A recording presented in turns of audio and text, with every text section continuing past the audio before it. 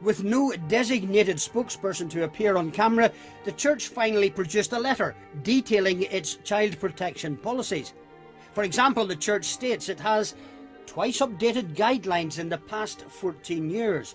And Church policy is that anyone with a suspicion or allegation of abuse must refer the matter to the designated officer who will contact police and social services.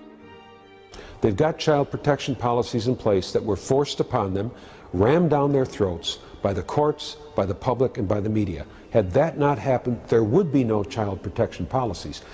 The Church letter also contained an answer to one of our questions by stating categorically, "There is no question but that the civil law in both jurisdictions takes precedence over canon law in this critical matter." We would have liked the opportunity to ask Cardinal Brady why he did not adhere to this in 1975. We spoke to Tom Doyle. He knows a church cover-up when he sees one. Of course it was a cover-up. How else would you describe it? It had to, he came clean, and I have to say that much to his credit. He did publicly acknowledge what he had done when he was an underling on the way up. But that does in no way lessen the horror and the horrendous nature of that action. That could have stopped Brendan Smyth in his tracks. They could have ended the whole thing right there. Hundreds, perhaps 1,000 children were abused by Smyth because Brady did not do the right thing. He enabled Brendan Smyth to keep on molesting kids, and he is an accomplice. And yet what's also astonishing, what Cardinal Brady did is what we see played out in so many dioceses in the United States and in Ireland and throughout the world. Cardinal Brady made a career decision. He chose his career above protecting the children. And what should happen now? He should be defrocked. The bishops who have covered up the sexual abuse of children need to be fired. They need to be forced to resign, and they need to be prosecuted in either church courts or secular courts or both, because what they have done is just as criminal as what the perpetrators have done.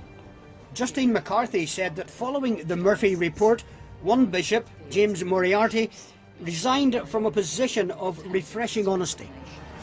Now, the Murphy report actually didn't make any serious findings against him whatsoever, but the reason he gave for tendering his resignation was that he had never challenged the culture of cover-up in the church. I want him to stand in front of me and say, "Samantha, I am really sorry that you were raped and abused and that your teenage years were taken away because I didn't do my job correctly." I want him to stand in front of me and say that. In tonight's Inside, we've investigated the role of Cardinal Sean Brady in a scandal that's wrecked countless lives in Ireland and the United States. And amongst the victims that haven't survived are transparency and truth.